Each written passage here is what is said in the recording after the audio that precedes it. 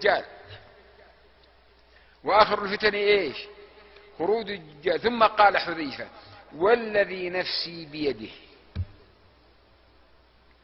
والذي نفسي بيده. إيش معناها؟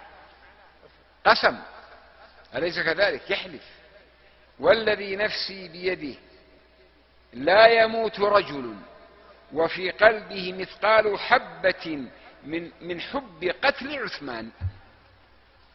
هنيئا لكم يا الشيعة، أليس كذلك ولا لا؟ يحبون قتل عثمان، أليس كذلك؟ ويتفلسفوا فلسفة فارغة. والإخوان جية كذلك، ما نشر عن سيد قطب أنه يحتقر عثمان ويزدريه.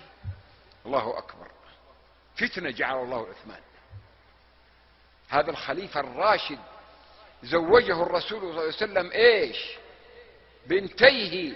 قالوا: ما وجد في البشرية منذ وجدت أن رجل تزوج بنتي نبي إلا عثمان، من فضله وكرمه. كان حييا جدا وكريما جدا. دخل عليه الخوارج المجرمون وإيش؟ في بيته بين حرمه وبين نسائه وقتلوه.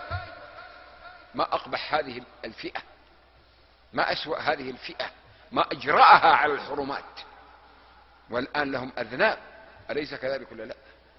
لهم أذناب ولهم خلوف، يظهرون بين مساكين مغفلين، يقولوا: نحن عندنا غيرة على الإسلام.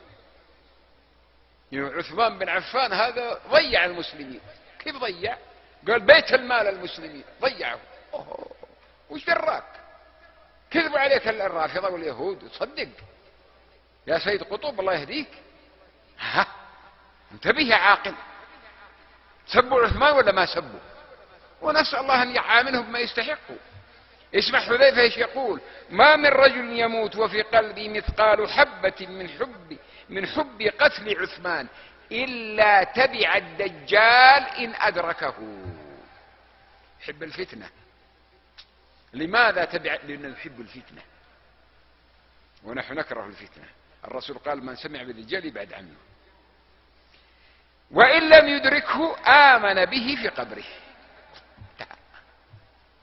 جزاء وفاقا، كرامة لذلك الصحابي المبارك عثمان بن عفان الكريم، الرجل الفاضل، رجل من أهل الجنة.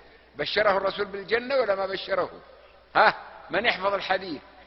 بشره الرسول بالجنة على ايش؟ على بلوى تصيبه. هذه المسكين يشوف الموت قدامه كله على باطل. لما هددوه حصروه في بيته رضي الله عنه، لما حصروه في بيته قالوا: نبغى نقتلك، إما سيب ولا نقتلك. كذا قباحة. شفتوا القباحة كيف؟ قال: تقتلونني؟ ايش سويت أنا؟ ما قتلت ولا زنيت ولا كفرت، والرسول يقول: لا يحل المسلم لا بإيش؟ كيف تقتلونني؟ والله شجاعة. شجاعة ولا ما هي شجاعة؟ وقوة ولا ما هي قوة؟ صبر ولا ما هي صبر؟ مثل ابني آدم قال: لأقتلنك. هذول دخلوا عليه في بيته قالوا: نبغى نقتلك، ترى انتبه. شوف السيف. إرهاب ولا ما إرهاب؟ إرهاب ولا ما إرهاب؟ يبين لك الرشاش. إرهاب ولا ما إرهاب؟ هذا الإرهاب. ولا ما يرهبون ولا نخاف. الله قال: فلا تخافوهم. هذه الشجاعة ولا ما هي هذه الشجاعة؟ لئن بسطت يديك تقتل لا. قال عثمان: ليه تقتلونني؟ قال: يهددوني بالقتل. قال للصحابة، قال: أنا ما قتلت. الرسول يقول: لا يحل دم. كيف؟ شوف يا الله على فطرته وعلى نقائه وعلى صلاحه. قال: تقتلونني؟ أنا ما قتلت أحد. الرسول يقول: لا يحل دم امرئ مسلم إلا بإحدى ثلاث، أليس كذلك ولا لا؟ ثيب الزاني والنفس بالنفس والتارك لدينه. قال: أنا ما كفرت، الحمد لله مسلم، ولا قتلت ولا زنيت. كيف تقتلونني؟ بأي حق؟ بأي شرع؟ الله أكبر.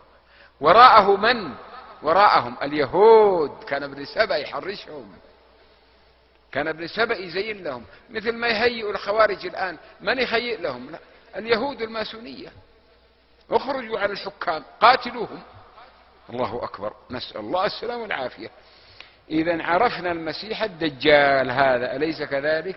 وأن عيسى ابن مريم ينزل من السماء، نؤمن بأن عيسى ينزل يقتله. نعم، اقرأ بعده.